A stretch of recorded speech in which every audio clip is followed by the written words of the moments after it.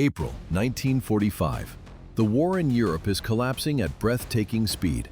The German front is shattered. Cities are falling one after another. Entire armies are surrendering without orders. And at the center of everything stands one prize that outweighs all others: Berlin.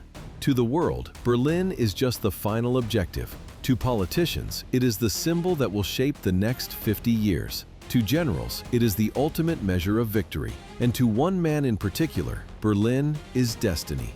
General George S. Patton believes he can reach it in less than 2 weeks. His tanks are already deep inside Germany. His divisions are moving faster than any force in modern warfare. German resistance in his sector is disorganized, panicked, collapsing. Every mile they advance confirms what he already believes. The road to Berlin is open. But then, the order comes. Not forward, not attack, not exploit the breakthrough. Stop. Patton is ordered to halt his advance. The race to Berlin is over. Not because the enemy stopped him, but because his own side did. To the public, the explanation will be simple: strategic necessity, supply lines, coordination with allies, political agreements. But behind closed doors, far from the cameras and press briefings, another story is unfolding.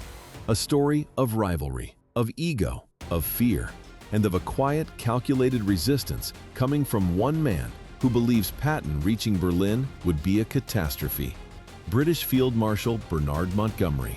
Montgomery will never openly accuse Patton of being dangerous. He will never publicly challenge his courage or his brilliance. But in private, in letters, in meetings, in confidential briefings, Montgomery is saying something very different, something far more severe. And if what he believed was true, then the decision to stop Patton was not just about military coordination. It was about preventing something far worse than defeat. Because Montgomery was convinced of one terrifying possibility. If Patton entered Berlin first, the next war could begin immediately. To understand why, we have to step back into the final, unstable weeks of World War II, when the future of Europe hung not on a single battlefield, but on a clash of personalities at the very top of the Allied command. By early April 1945, Germany is dying fast. The Allies have crossed the Rhine. The Western defenses have collapsed. Entire German units are surrendering without firing a shot. In the east, the Red Army is storming through Poland, crushing everything in its path toward Berlin. The Third Reich is surrounded. But the war is not yet over. And how it ends will decide far more than who wins. It will decide who controls Eastern Europe, who controls Germany, who controls the political balance of the post-war world. Berlin is not just the last city. Berlin is the bargaining chip for the future of Europe. Winston Churchill understands this better than anyone. He desperately wants British and American forces to reach Berlin before the Soviets do. He fears what a Red Army occupation of the German capital will mean for the balance of power. To Churchill, Berlin is not the end of the war, it is the beginning of the Cold War. But on the other side of the Atlantic, General Dwight D. Eisenhower sees the situation differently. His priority is destroying the German army as efficiently as possible, not racing for symbolic cities. And right between these two visions stands George Patton. Patton does not think in terms of politics. He thinks in terms of speed, shock, and decisive destruction. To Patton, hesitation is death. Momentum is everything. And Berlin is simply the biggest target left on the map. By his calculations, he can reach the German capital faster than anyone expects. Faster than Montgomery. Faster than the Red Army. And once Patton commits to a target, he becomes obsessed with it. To him, Berlin is more than a military objective. It is proof. Proof that his philosophy of war, relentless attack, constant pressure, brutal speed, is superior to all others. But far to the north, Montgomery is watching the same battlefield and reaching the exact opposite conclusion. Where Patton sees opportunity, Montgomery sees disaster. Where Patton sees a final decisive charge, Montgomery sees a reckless gamble that could cost tens of thousands of lives. Or worse, ignite a direct confrontation with the Soviets. And behind closed doors, Montgomery begins to voice what he dares not say in public: that Patton is no longer just a general. He is a political problem, a psychological risk, and potentially the most dangerous man in the Allied command. This is the hidden conflict that will shape the final weeks of the war. Not just Allies versus Nazis, but Allied general versus Allied general, speed versus caution, glory versus control, risk versus restraint. And at the center of it all, the fate of Berlin itself. Because whether Berlin falls to Patton, to Montgomery, or to the Red Army will determine who truly wins the peace. And what Montgomery privately said about Patton's plan will change how you see the end of World War II forever. To understand why Montgomery feared Patton's push to Berlin, you first have to understand who George Patton really was. Not the movie version, not the legend, not the man frozen in bronze, but the volatile, obsessive, brilliant, and deeply dangerous commander who stood behind that image. Patton did not grow up dreaming of a quiet life. From the moment he was a child, he believed he was destined for war. He devoured books on ancient generals, Caesar, Alexander, Napoleon. He did not read them as history. He read them as instruction manuals. He believed, with absolute certainty, that he was a reincarnation of past warriors, that he had fought and died on battlefields centuries before. War, to Patton, was not tragedy, it was purpose. By the time World War II begins, Patton is already known throughout the U.S. Army as an exceptional tank commander, aggressive, demanding, brutally honest, and completely intolerant of hesitation. He drills his men relentlessly. He humiliates incompetence publicly. He punishes failure without mercy. To many soldiers, he is terrifying. To others, inspiring. But to everyone under his command, one thing is absolutely clear. Patton will never retreat unless forced. This mentality is exactly what makes him so devastating in battle. In North Africa, his forces recover from defeat and smash through German lines. In Sicily, he disobeys orders, races Montgomery to capture Messina, and turns a carefully coordinated campaign into a personal competition. He wins. But at a price. Patton's insubordination nearly derails Allied strategy. And his notorious slapping incidents, where he physically assaults shell-shocked soldiers in hospitals, nearly end his career altogether. For a moment, it seems as though Patton is finished. Public outrage explodes. Eisenhower is forced to publicly reprimand him. His command is stripped away. His reputation is shattered. But behind the scenes, the Allies quietly decide they cannot afford to lose him. Because no one else fights like Patton. When the Normandy invasion begins, he is intentionally sidelined as part of a massive deception operation, used as a decoy to convince the Germans that the real invasion will strike elsewhere. Even while humiliated, Patton is still shaping the battlefield. And when he is finally unleashed in France, everything changes. His Third Army explodes across the countryside with a speed that terrifies the German command. Entire regions collapse before his armor. He does not pause to consolidate.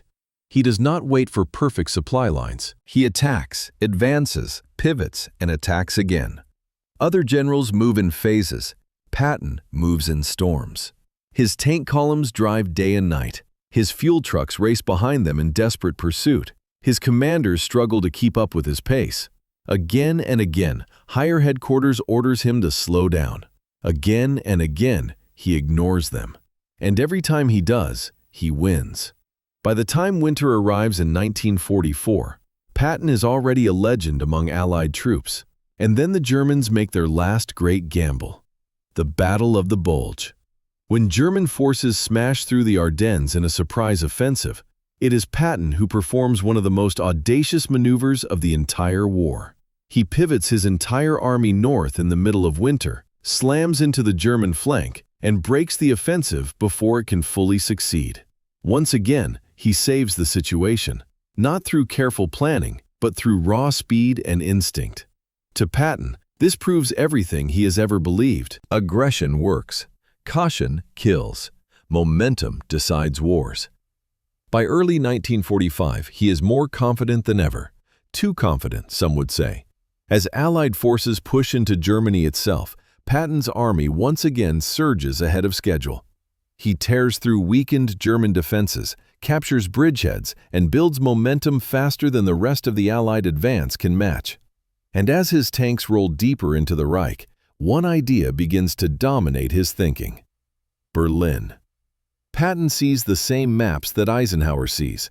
He knows the Soviets are approaching from the east, but he also knows something else. The Germans facing him in the west are breaking faster. Their units are under strength, their leadership is collapsing, their morale is gone. To Patton, this is the decisive window, a brief, fleeting moment when speed can change history.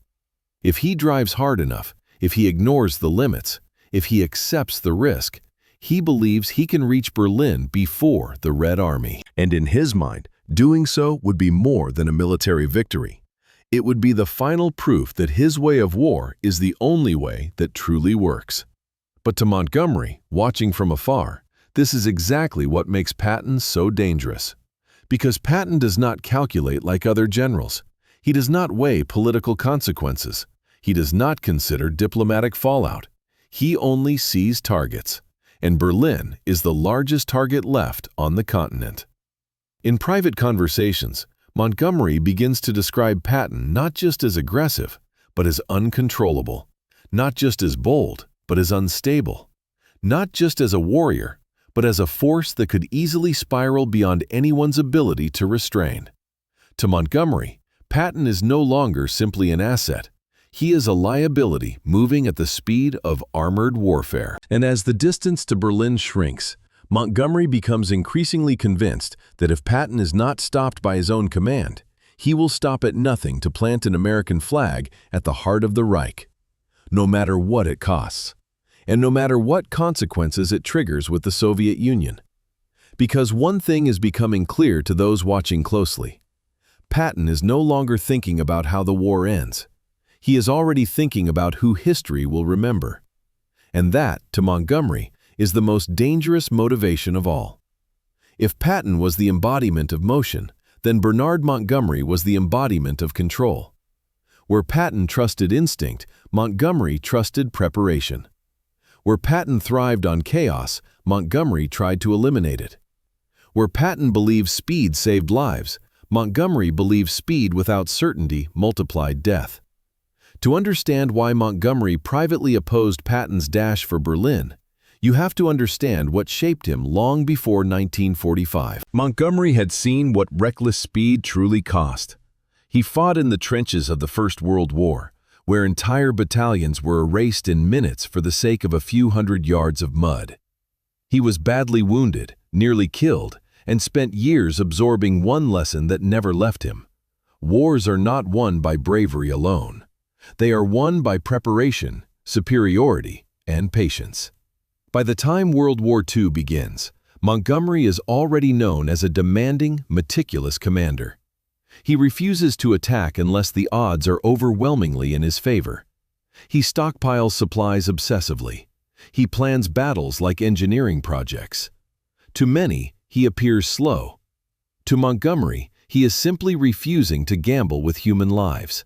His defining victory comes at El Alamein in 1942, where he finally breaks the German Africa Corps. But even that victory reflects his philosophy. He waits. He builds strength. He overwhelms. He does not rush. And it is at this point that Montgomery begins to see Patton not just as a rival, but as the opposite of everything he believes in. To Montgomery, Patton's speed looks less like genius and more like luck that has not yet run out. By 1944, when the Allies return to Western Europe, their rivalry becomes impossible to ignore. Montgomery wants a single powerful thrust into Germany through the north, one carefully built, heavily supplied offensive that he believes will collapse the German front completely. Patton, meanwhile, wants to attack everywhere, all the time. He wants multiple thrusts, constant pressure, relentless forward movement. Eisenhower chooses a compromise, and from that moment on, neither Patton nor Montgomery is satisfied. Then comes Operation Market Garden, Montgomery's bold attempt to leap the Rhine using airborne forces. It is supposed to be his decisive stroke. Instead, it becomes one of the most controversial failures of the war. Bridges are missed, communications collapse. German resistance proves far stronger than expected. Thousands of Allied troops are killed or captured. Patton privately calls it a disaster. Montgomery publicly defends it. And from that point forward, their mutual distrust hardens into something colder and more dangerous. By the winter of 1944, Patton is once again the hero after stopping the German offensive in the Ardennes.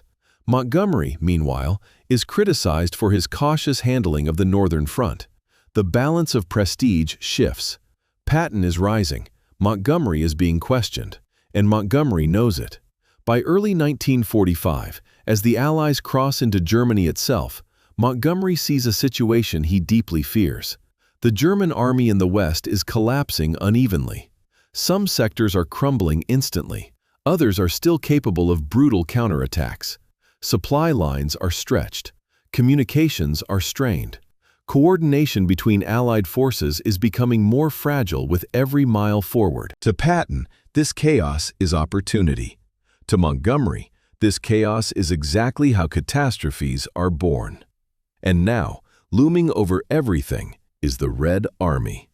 The Soviets are advancing with terrifying speed from the east. Their casualties are enormous. Their political goals are opaque.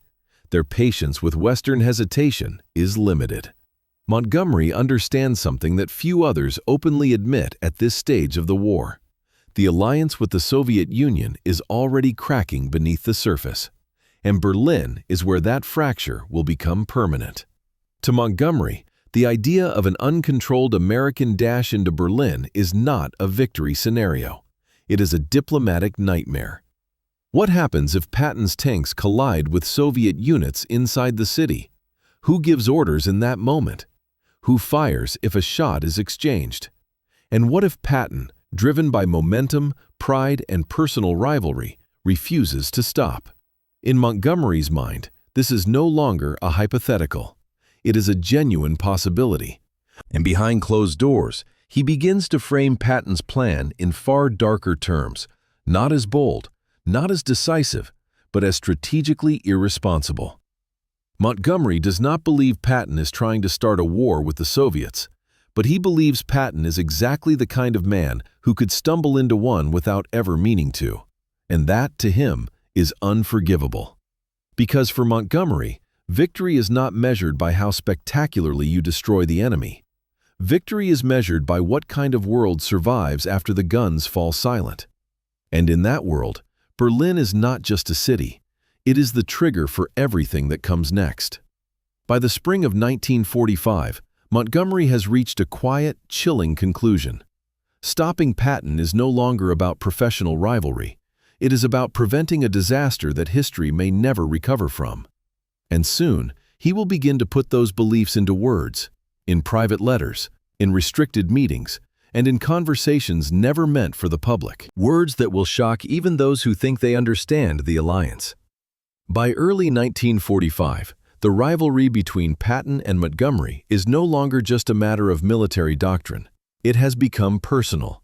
Not openly, not in front of the press, but in the quiet spaces where reputations are shaped, careers are protected, and futures are decided. Both men know that the war is almost over, and both know that whatever happens in these final months will define how history remembers them. Patton feels it first. He sees Montgomery's influence everywhere, in the slow pace of the Northern advance, in the cautious coordination orders, in the endless conferences that delay what he believes should already be finished. To Patton, this is sabotage. He begins referring to Montgomery in private as an obstacle, a glory hunter who advances only when the risk is gone, a man who lets others fight the hard battles and then claims the victory. Montgomery, for his part, sees something far more dangerous taking shape. He watches Patton accumulate prestige at an alarming rate. The rapid advance through France, the dramatic relief of Bastogne, the relentless drive into Germany. In the eyes of many American officers, and even some British ones, Patton now looks like the man who is single-handedly winning the war in the West. And Montgomery knows how dangerous that perception is. Because perception shapes power. In a series of staff meetings in early 1945, the tension between them becomes impossible to ignore. Patton openly challenges the pace of the Northern Front. Montgomery counters by questioning the security of Patton's flanks. Patton mocks Montgomery's caution as fear. Montgomery responds by hinting that Patton's speed borders on irresponsibility. Neither man backs down. Neither man forgets. And in the background of every exchange looms the unspoken truth. Berlin is approaching. With every passing day, that city becomes less a military objective and more a symbol of personal triumph. Whoever reaches Berlin first will not just defeat Germany, he will eclipse every other Allied commander in the public memory. Montgomery understands this. Patton lives for it.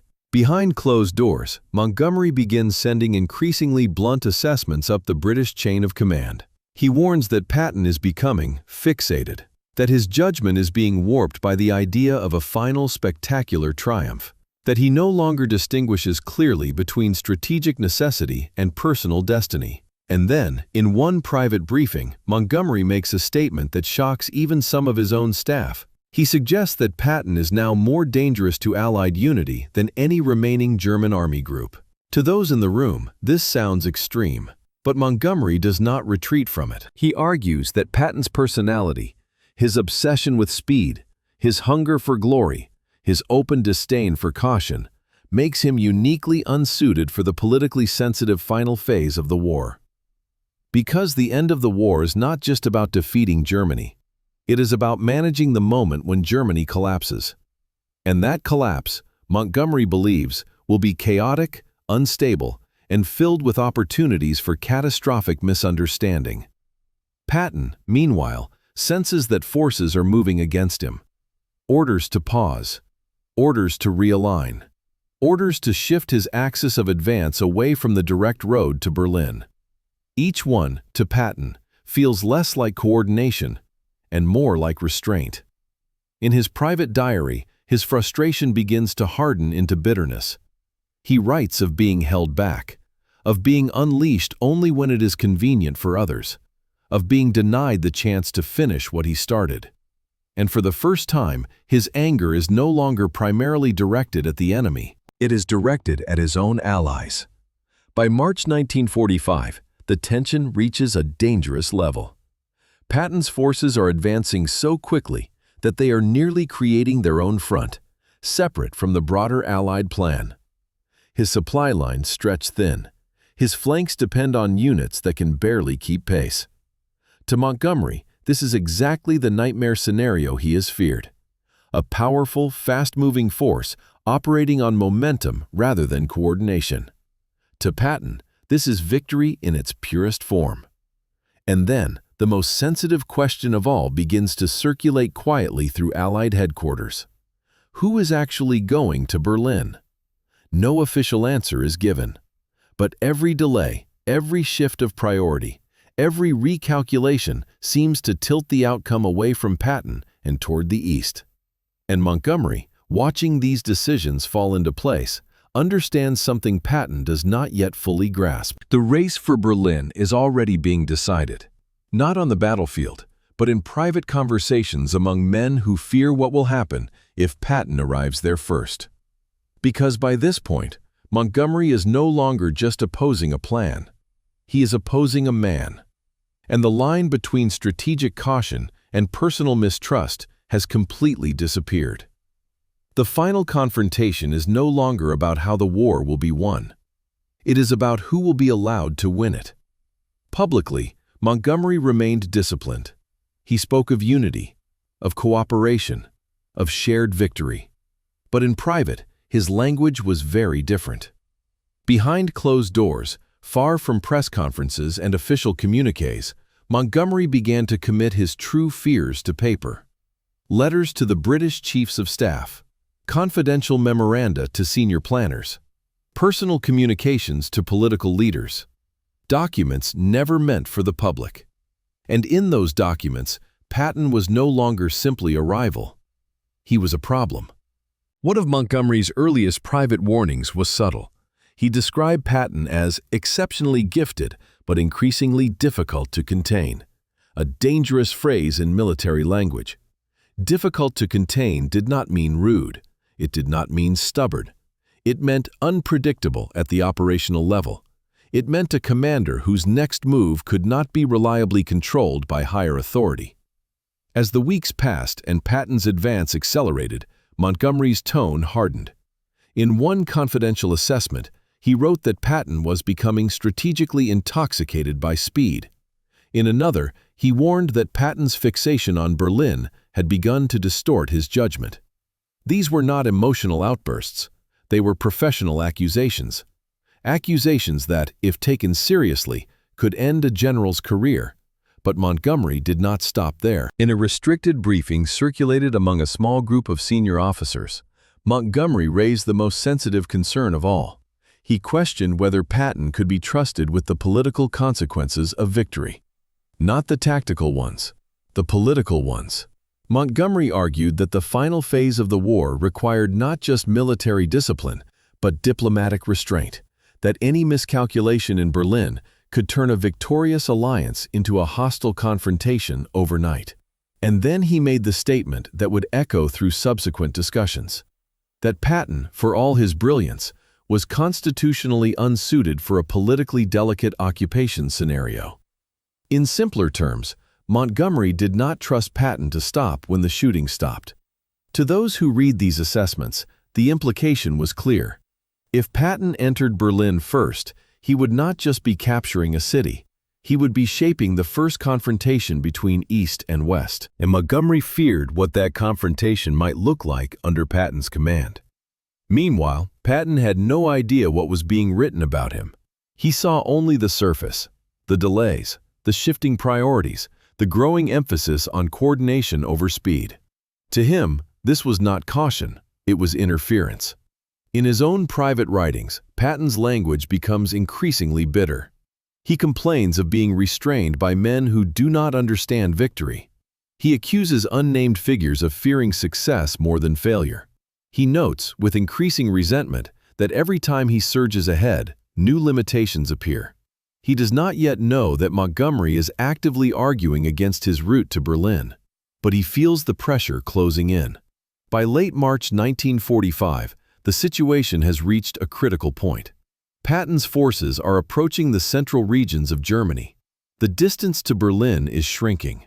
The Red Army is still hundreds of miles away, but advancing relentlessly. For the first time, Patton's belief that he can beat the Soviets to Berlin no longer sounds like fantasy.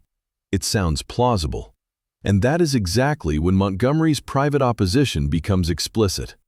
In one of his most direct communications, he outlines what he believes will happen if Patton is allowed to continue unchecked. A disordered rush into Berlin.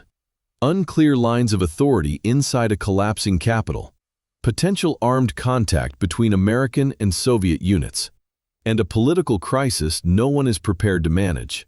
He concludes with a sentence so blunt that it alarms even seasoned planners. That the consequences of Patton entering Berlin first could be strategically irreparable. In other words, a victory that could not be undone. From that moment forward, Montgomery is no longer merely advising. He is lobbying. Quietly. Relentlessly. At the highest levels. And as his arguments circulate upward through the Allied command structure, they begin to intersect with Eisenhower's own growing concerns about coordination, logistics, and the political limits of the Western advance. The machinery that will ultimately halt Patton is beginning to move, even if Patton himself still believes he is unstoppable. Because for the first time, his greatest enemy is no longer in a German uniform. It is a fellow Allied commander, working silently, methodically, and with far greater political leverage than Patton will ever possess. For months, many Allied planners had dismissed Patton's talk of Berlin as bravado, another example of his constant appetite for the biggest prize. But by late March 1945, that perception was becoming harder to defend. Because for the first time, Patton's plan did not just sound bold, it sounded feasible. His Third Army was tearing through central Germany at a pace no modern force had ever sustained for so long. Entire German formations were disintegrating before they could even establish defensive lines. Road networks, once expected to choke Allied movement, were falling intact into Patton's hands. And most critically of all, the Germans in his sector no longer had a coherent command structure. They were running. Patton's staff began quietly running the numbers, distances, fuel consumption, bridge capacities, rates of advance. The estimates were shocking. If his spearhead divisions maintained momentum, and if supply columns could be pushed to their limits, Patton could reach the outskirts of Berlin in less than 2 weeks. Not months. Not after prolonged fighting. 2 weeks. This was not fantasy, it was arithmetic.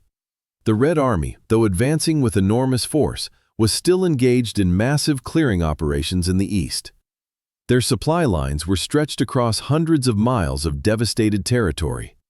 Urban resistance was slowing them more than expected. For the first time since the invasion of France, Patton had something he rarely enjoyed: a chance to outrun everyone. In private briefings, his staff outlined a plan built on one principle alone: continuous movement. No long pauses for consolidation, no waiting for perfect coordination with neighboring armies, no patience for methodical encirclements. The plan depended on striking through weak German formations, bypassing strong points, and leaving pockets of resistance to be cleaned up later. It was classic Patton: high risk, high speed, total commitment. To him, this was not recklessness, it was how wars were won. But every line of that plan also exposed what Montgomery feared most. Patton's flanks would be dangerously thin. His supply lines would be overextended. His rear areas would remain unstable. And if the Germans managed even a single coordinated counterattack against his fuel convoys, the entire thrust could stall deep inside hostile territory. Patton knew this. He accepted it. In his mind, the greatest danger was not German resistance. The greatest danger was delay. Every day lost to hesitation was another day the Red Army drew closer to Berlin. And Patton was increasingly convinced of one thing: if the Soviets reached Berlin first, the political map of Europe would be written without American input. This belief did not come from official policy. It came from instinct, and from his deep distrust of Soviet intentions. In conversations with close staff officers, Patton made remarks that revealed how far ahead his thinking had already moved. He spoke openly about what Europe might look like after Germany fell, about the spread of Soviet influence, about the possibility that the alliance with Moscow would not survive peace. To many around him, these comments sounded premature. To Montgomery, they sounded prophetic and dangerous. Because this meant Patton was no longer thinking only about the end of this war, he was thinking about positioning for the next one. And Berlin, in his mind, was the strategic hinge between those two eras. If Patton planted an American flag in the German capital, he believed it would do more than signal victory. It would draw a hard line across the continent before the Soviets could move it westward. But Montgomery saw something very different in this calculation. He saw an American general attempting to unilaterally redraw the political future of Europe with armored divisions. And that was not Patton's authority. That authority belonged to presidents and prime ministers, not battlefield commanders, no matter how brilliant. By early April 1945, Patton's plan had quietly moved beyond speculation. It was being seriously considered by his immediate subordinates as a real operational option. And that fact alone sent shockwaves through Allied headquarters. Because now, stopping Patton was no longer about curbing ambition. It was about preventing a strategic decision from being made by momentum rather than by policy. And at the center of this growing tension stood Eisenhower, the only man with the authority to let Patton go, or to bring him to a sudden, absolute halt. And as Montgomery's private warnings intensified, Eisenhower found himself standing at the most dangerous crossroads of his entire career. Because if he chose wrong, he would not merely decide who took Berlin. He would decide how the next half-century of global politics would begin. By April 1945, Bernard Montgomery had stopped speaking in hints. The time for subtle warnings was over. Patton's momentum was accelerating. The distance to Berlin was shrinking. And every new report from the front increased the probability that a single decision, one authorization, could unleash an irreversible chain of events. So Montgomery did what he rarely did in public. He spoke bluntly. In restricted meetings with senior Allied planners, Montgomery no longer described Patton as merely difficult or uncontainable. He described him as dangerous, not to the war effort, but to the peace that would follow. In one closed briefing, Montgomery laid out a stark scenario. If Patton's forces were allowed to drive on Berlin at full speed, they would likely reach the city before any clear political framework for occupation was finalized. There would be no unified command structure on the ground, no agreed rules of engagement with Soviet forces, no tested protocol for managing spontaneous clashes inside a collapsing capital. Montgomery's conclusion was chilling. The first American tank to enter Berlin could just as easily start the next war as end the current one. Behind the polished language of official minutes, Montgomery's private phrasing was even sharper. He accused Patton of viewing Berlin as a personal trophy. He warned that Patton's judgment was now being distorted by the pursuit of historical immortality. And most damning of all, he questioned whether Patton could psychologically accept being ordered to stop once he smelled ultimate victory. To Montgomery, this was the real threat. Not that Patton would disobey outright, but that, in the chaos of a collapsing Berlin, the distinction between authorized movement and personal initiative would become dangerously blurred. In private conversations, Montgomery framed Patton's Berlin plan in a way that stunned even seasoned generals. He described it as a military action with uncontrollable political consequences. And then he went one step further. He suggested that Patton's advance could unintentionally provoke armed contact with Soviet forces, not through hostility, but through confusion, miscommunication, and sheer momentum. Who would control a street when American and Soviet columns met head-on? Who would give way? Who would have the authority to stop a firefight if nervous soldiers fired first? Montgomery's answer was bleak. No one. In his view, a battle between former allies could begin not with a declaration of war, but with a single shot fired by a frightened private at a barricade in the ruins of Berlin. This was not speculation to Montgomery, it was probability, and he did not stop there. In one particularly stark private assessment, Montgomery raised a concern that few Western officers dared to voice openly at this stage of the war, that Patton did not trust the Soviet Union at all, and might welcome a confrontation rather than avoid one. Montgomery did not accuse Patton of wanting war with the Soviets, but he did suggest that Patton would not fear it the way politicians did, and that alone, to Montgomery, made him uniquely dangerous in the final act of the conflict. Because the men planning the post-war world were trying desperately to avoid drawing the first line of the Cold War with tanks and machine guns. Patton, in Montgomery's eyes, might draw it without even intending to. As these arguments circulated among the highest levels of Allied command, their impact began to take hold. Eisenhower had already been wrestling with the political implications of a race to Berlin. Now Montgomery was presenting the worst possible version of what that race could become. Not a triumphant victory, but an uncontrolled collision of two victorious armies inside a city that symbolized the future of Europe. Montgomery's message was ultimately simple and devastating. Even if Patton could take Berlin, that did not mean he should. Because not every military victory was a political victory. And not every bold advance led toward peace. In Montgomery's mind, the Berlin Patton wanted was not the end of the war. It was the opening scene of the next one. And with that belief, he pressed harder than ever on Eisenhower to shut the door on Patton's race. Permanently. The decision was now drifting out of Patton's hands, and he still had no idea how close he was to being stopped. At the center of it all now stood Dwight D. Eisenhower, the supreme commander, the man who carried the weight of every Allied life still marching across Europe. By April 1945, Eisenhower was under pressure from every direction. From the east came daily intelligence reports on the Red Army's advance. From the west came Patton's relentless messages about opportunity and speed. From the north came Montgomery's increasingly grave warnings about political catastrophe.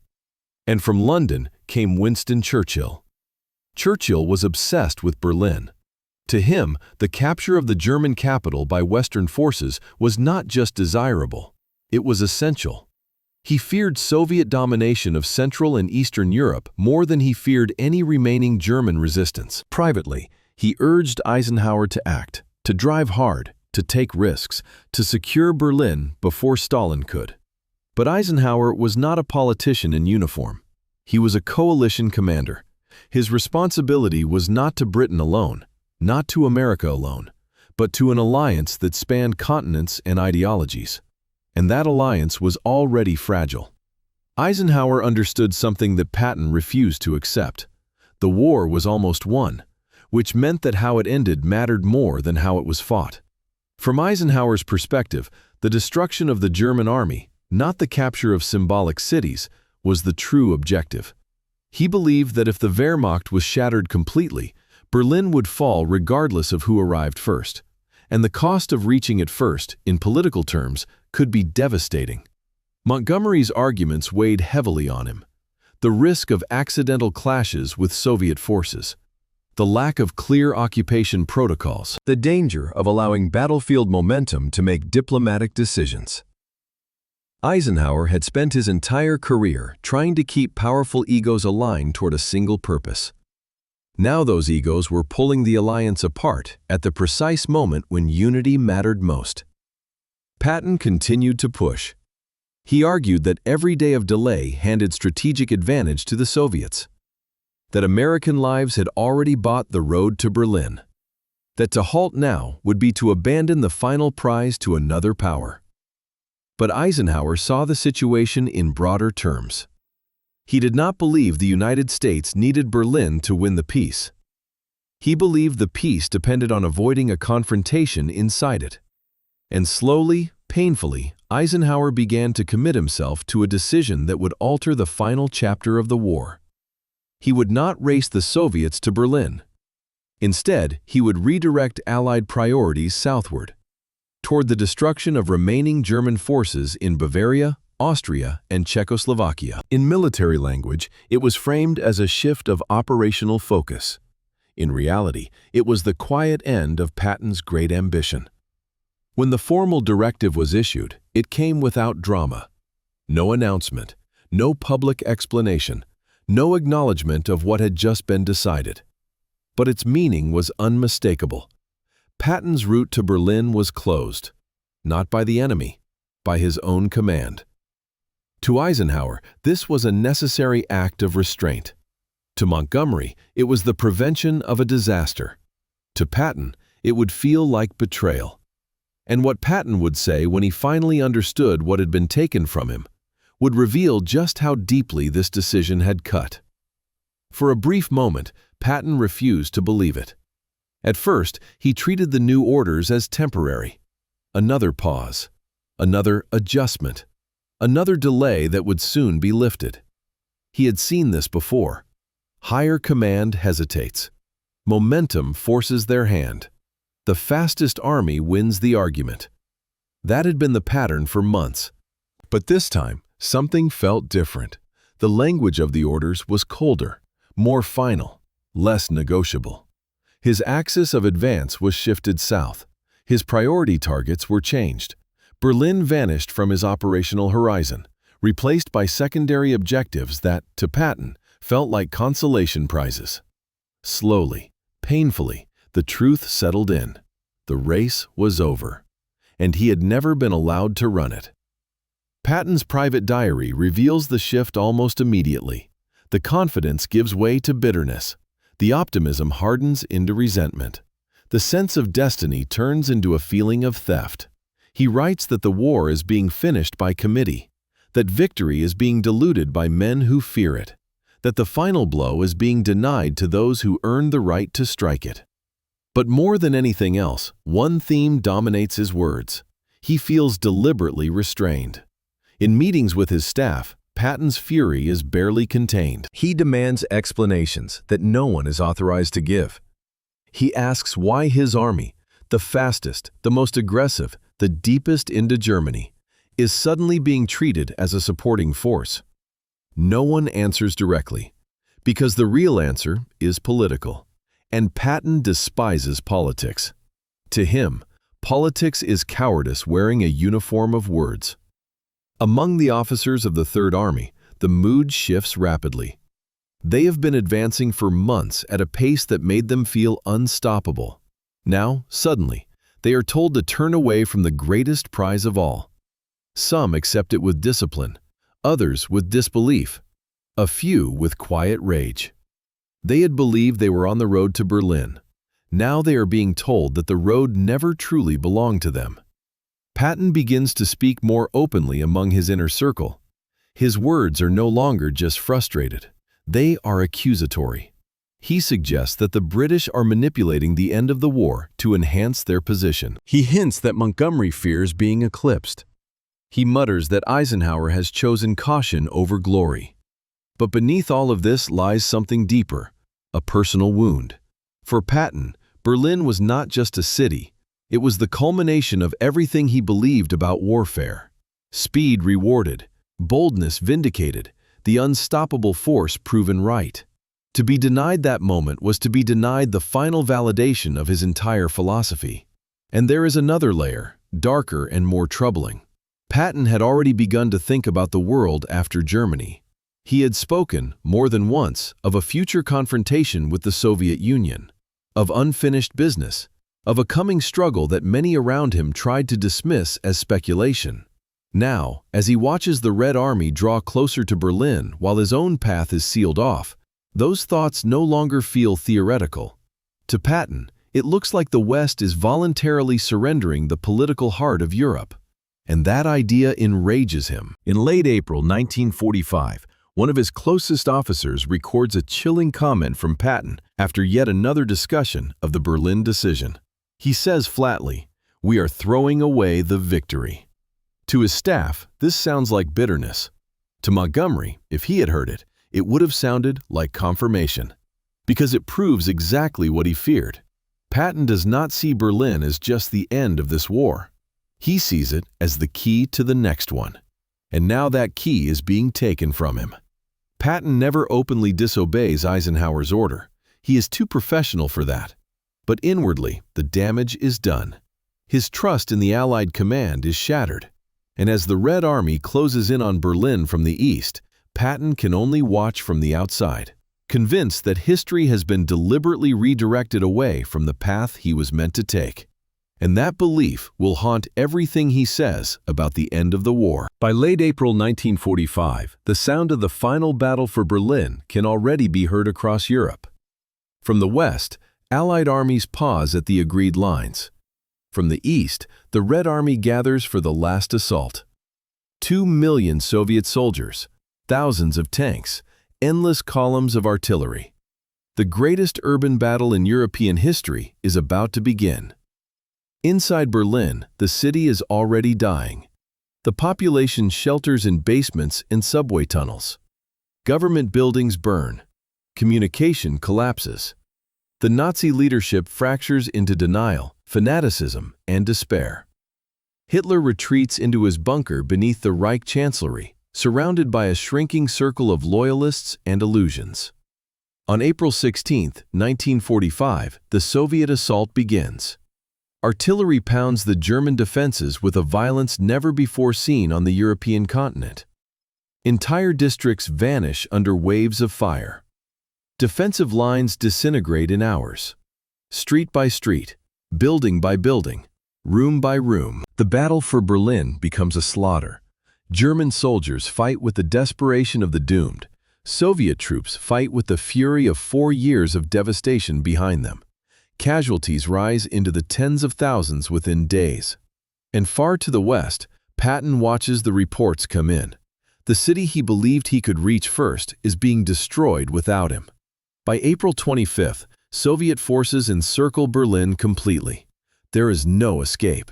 Inside the bunker, Hitler dictates his final orders to armies that no longer exist. On April 30th, 1945, Adolf Hitler commits suicide. 2 days later, on May 2nd, Berlin officially falls. The red banner is raised over the ruined Reichstag. The war in Europe is effectively over.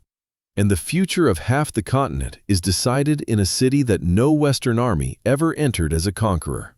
For Eisenhower, the moment brings relief. The nightmare scenario Montgomery feared, a chaotic collision between American and Soviet forces inside Berlin, never occurs. The war ends without that final, catastrophic misunderstanding. To Montgomery, this is proof that restraint was the right choice. The alliance survives the moment of victory. No shots are exchanged between former allies. No accidental war ignites in the rubble of the Reich. But to Patton, watching from a distance, the fall of Berlin feels like something else entirely. It feels like abandonment. He reads the reports. He studies the maps. He sees how close his own forces had been. And with every new detail, the bitterness deepens. The Americans and British have won the war in the West, but the Soviets have won the symbol. And symbols, Patton knows, shape the future. Within weeks, the consequences begin to appear. Soviet forces establish firm control over Eastern Germany. Political administrations loyal to Moscow emerge almost immediately. Lines of occupation harden into borders that will soon feel permanent. What had once been a temporary military arrangement begins to solidify into something far more enduring. A divided Germany, a divided Europe, a divided world. To Montgomery, this outcome is tragic, but stable. To Patton, it is a disaster waiting to reveal its full cost. Because in his mind, the surrender of Berlin is not the end of conflict. It is the first major concession of a new struggle that will define the rest of the century. And he believes that struggle could have begun from a stronger position, if only the Western armies had arrived first. As the celebrations of victory sweep across Europe, Patton stands apart from the triumph. He has won his battles, but he believes he has lost the war that truly mattered. And the question that will soon begin to haunt Allied historians is simple and devastating. Was Montgomery right to stop him? Or did stopping Patton reshape the post-war world in ways no one fully understood at the time? History is written by what happens, but it is haunted by what almost did. For decades after the war, one question has refused to fade. What if Patton had reached Berlin first? At first glance, the answer seems simple. The American flag over the Reichstag. A Western occupation of the German capital. A psychological victory of enormous scale. But the deeper historians dug into the scenario, the more complicated and more unsettling the possibilities became. If Patton had reached Berlin before the Soviets, the entire occupation structure of Germany would have shifted instantly. Berlin would not have been a divided city. There would have been no eastern sector under Soviet control, no Western airlift years later, no wall slicing through neighborhoods and families. In that version of history, Germany might have remained unified, not capitalist West versus communist East, but a single post-war state shaped primarily by Western reconstruction and political systems. That alone would have transformed Europe. The Iron Curtain, as Churchill would later call it, might have been drawn hundreds of miles farther east. Poland, Czechoslovakia, Hungary. Their political fate might not have changed immediately, but the balance of leverage at the negotiation table would have. Possession of Berlin was not just symbolic, it was bargaining power. But there was another, far darker possibility, one that Montgomery feared far more than any post-war treaty. What if Patton's arrival in Berlin had not been clean? What if American and Soviet spearheads had entered the city at nearly the same time? Two victorious armies, two incompatible command structures, two political systems that already distrusted one another. All it would have taken was confusion, a misunderstood order, a panicked checkpoint, a single gunshot in a collapsed street. In the chaos of Berlin's ruins, such an incident would not have been unthinkable. It would have been likely. And once blood had been spilled between allies, even accidentally, the machinery of escalation could have begun moving with terrifying speed. Who would have apologized? Who would have backed down? Who would have admitted fault in the ruins of the German capital, with the entire world watching? Montgomery believed the answer was obvious. No one. In that version of history, The Cold War might not have begun with speeches and political pressure. It might have begun with tanks. But Patton saw the alternative as even worse. In his view, allowing the Soviets to take Berlin uncontested was not an act of restraint. It was an act of surrender. He believed that by conceding the political center of Europe, the West had lost its chance to set the terms of the post-war world. And as the years passed, events seemed to give weight to his fears. The Berlin blockade, the Berlin airlift, the building of the wall, the standoff at Checkpoint Charlie. All of it happened in a city that the Western armies had once been only days away from reaching. To Patton's supporters, this was proof that Montgomery's caution had not prevented conflict. It had merely delayed it and placed it on less favorable ground. To Montgomery's defenders, those same events proved the opposite.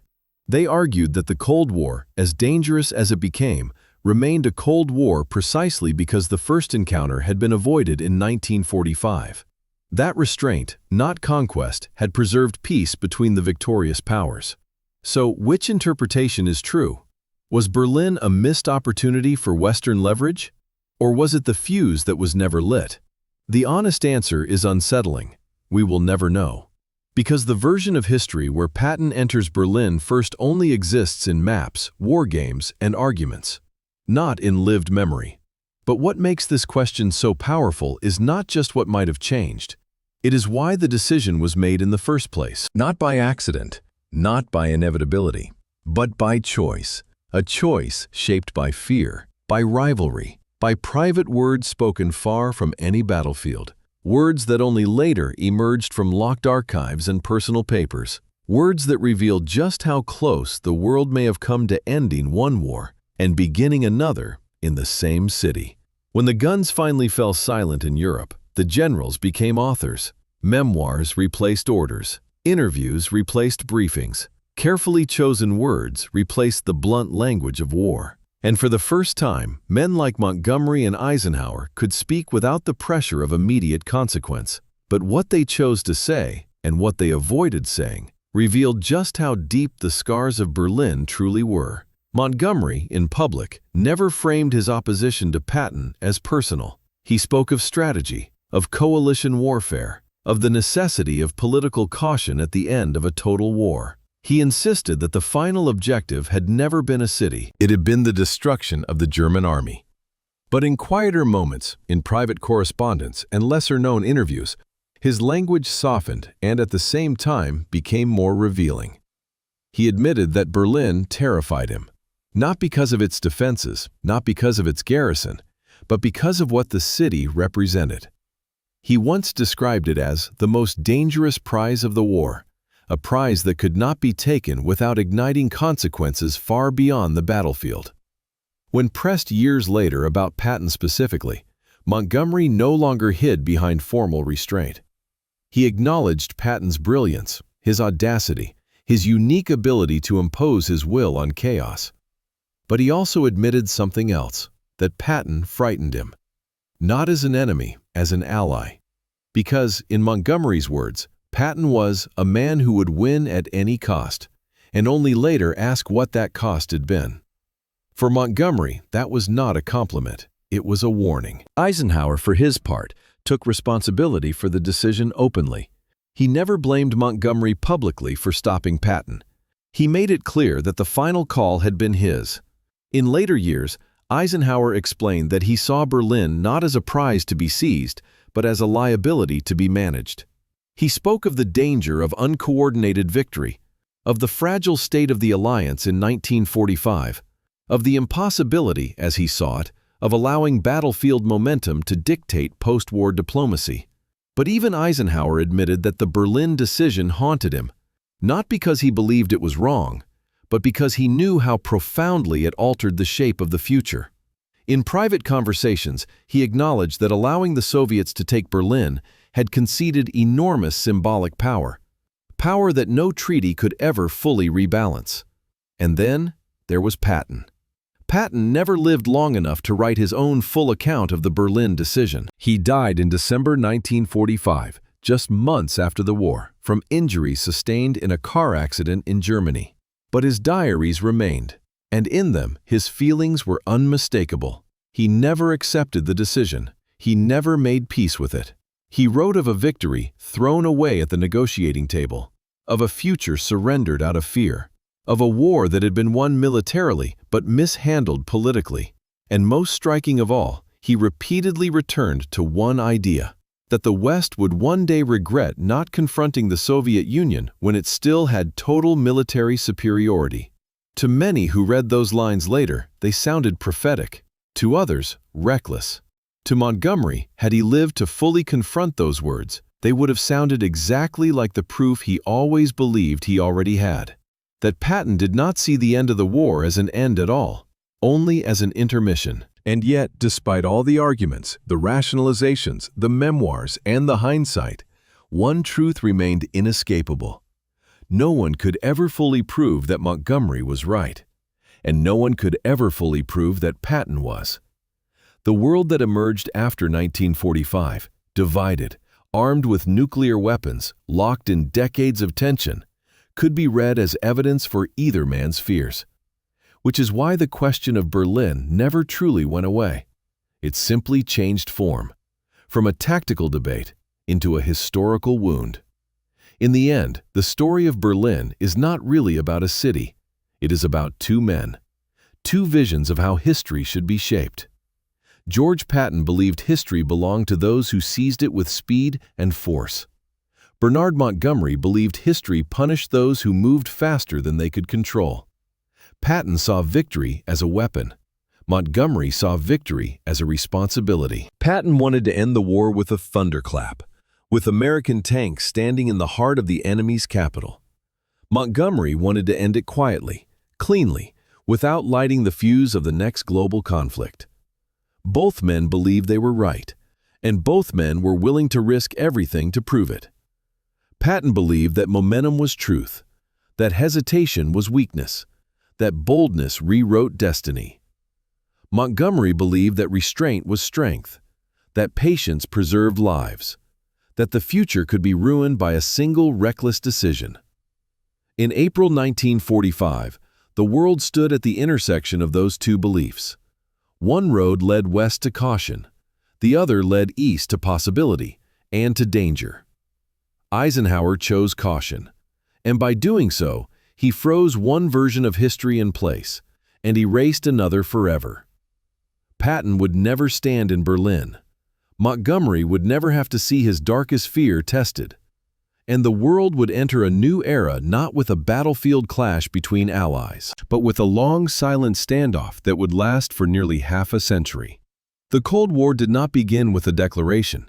It began with a decision made in a quiet room based on private words, private fears, and private judgments about one man's character. What Montgomery privately said about Patton's plan did not just stop an offensive, it redirected the course of the 20th century. And perhaps the most unsettling truth of all is this: history did not turn because of the millions of soldiers on the battlefield. It turned because a handful of men disagreed about what victory really meant. One believed victory was taking the prize. The other believed victory was knowing when not to take it. And the world we live in today is the consequence of which of them was obeyed. So the final question is not whether Patton could have taken Berlin. He probably could have. The real question is far more dangerous. If he had, would the world have survived the victory? If you want to understand how the world was really shaped, not by slogans, but by hidden decisions, subscribe to this channel, because the most important battles in history are the ones most people never see.